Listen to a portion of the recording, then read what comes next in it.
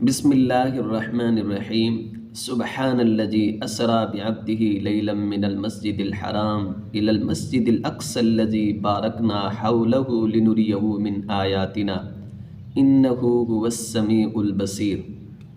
آیت کا ترجمہ مبارک یہ ہے، پاک ہے وہ ذات جس ذات نے اپنے بندے کو سیر کرائی رات کے تھوڑے سے حصے میں مسجد حرام سے اس مسجد اقصیٰ تک جس مسجد اقصیٰ کے ارد گرد کو ہم نے بابرکت بنا دیا۔ معراج اس لیے کروائی لنریہ من آیاتنا، تاکہ ہم اپنی نشانیاں محبوب صلی اللہ علیہ وآلہ وسلم کو دکھا سکیں۔ بے شک وہ ذات سننے والی ہے، دیکھنے والی ہے۔ واقعہ معراج سے پہلے کچھ باتیں میں آپ کو بتانا ضروری سمجھتا ہوں۔ ان میں سے پہلی بات تو یہ ہے کہ بعض لوگ یہ سمجھتے ہیں کہ سرور کونین صلی اللہ علیہ وآلہ وسلم کا جو معراج ہے وہ معراج روحانی ہے، نہ کہ جسمانی۔ وہ یہ کہتے ہیں کہ دیکھو سرور کونین صلی اللہ علیہ وآلہ وسلم کے پاس جس وقت جبرائیل امین آئے تو اس وقت سرور کونین صلی اللہ علیہ وآلہ وسلم محو آرام تھے۔ اس سے صاف پتہ چلتا ہے کہ سرور کونین صلی اللہ علیہ وآلہ وسلم کا جو معراج ہے وہ معراج روحانی ہے، نہ کہ جسمانی۔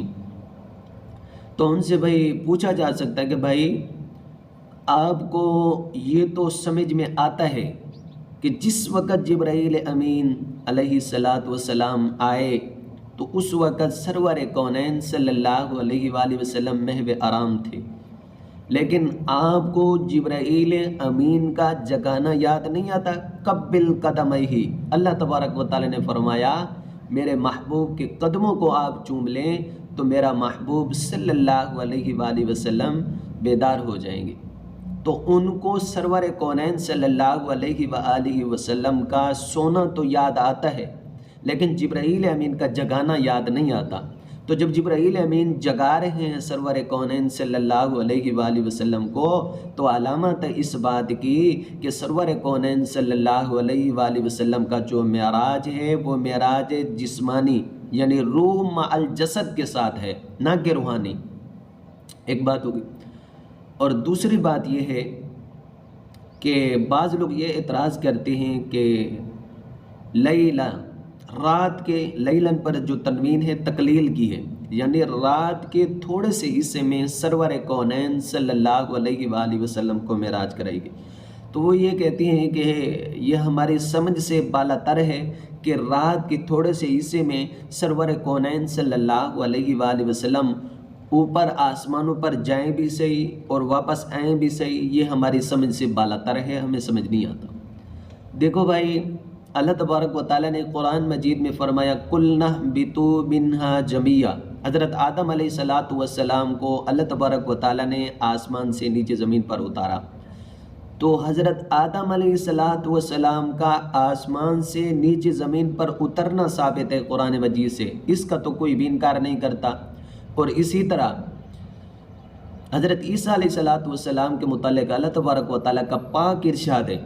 اللہ تبارک و تعالیٰ فرماتی ہیں وَمَا قَتَلُوهُ يَقِينًا بَلْ رَفَعَهُ اللَّهُ إِلَيْهِ، وہ یقیناً قتل نہیں کیے گئے، نہ ہی سولی پر چڑھائے گئے، جس طرح کے بعض لوگوں کا عقیدہ ہے۔ وہ یہ کہتے ہیں کہ حضرت عیسیٰ علیہ السلام علیہ باللہ سولی پر چڑھا دیے گئے، قتل کر دیے گئے۔ نہیں، عقیدہ وہی ہونا چاہیے جو قرآن مجید کا ہے۔ قرآن مجید میں اللہ تبارک و تعالیٰ کا پاک ارشاد ہے وَمَا قَتَلُوهُ يَقِينًا بَلْ رَفَعَهُ اللَّهُ إِلَيْهِ، حضرت عیسیٰ علیہ السلام قتل نہیں کیے گئے بلکہ اللہ تبارک و تعالیٰ نے انہیں آسمانوں پر اٹھا لیا۔ تو حضرت آدم علیہ السلام کا قرآن مجید کے اندر آسمان سے نیچے زمین پر اترنا ثابت، قُلْنَا اهْبِطُوا مِنْهَا جَمِيعًا۔ اور حضرت عیسیٰ علیہ السلام کا زمین سے اوپر آسمانوں پر جانا ثابت، وَمَا قَتَلُوهُ يَقِينًا بَلْ رَفَعَهُ اللَّهُ إِلَيْهِ۔ تو میرا محبوب صلی اللہ علیہ وآلہ وسلم جو کہ امام الانبیاء ہیں، تمام جہانوں کے سردار ہیں اور تمام انبیاء کے امام ہیں، تو میرے محبوب صلی اللہ علیہ وآلہ وسلم اوپر آسمانوں پر جا بھی سکتے ہیں اور آ بھی سکتے ہیں۔ اس سے صاف پتہ چلتا ہے کہ سرور کونین صلی اللہ علیہ وآلہ وسلم کا جو معراج ہے وہ روح مع الجسد کے ساتھ ہے۔ دو باتیں ہو گئیں۔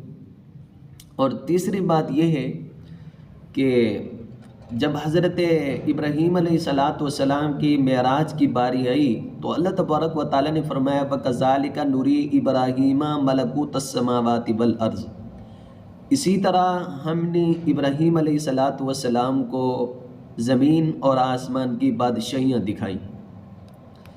جب موسیٰ علیہ السلام کے معراج کی باری آئی تو اللہ نے فرمایا وَكَلَّمَ اللَّهُ مُوسَىٰ تَكْلِيمًا، کہ موسیٰ علیہ السلام نے اللہ سے باتیں کی۔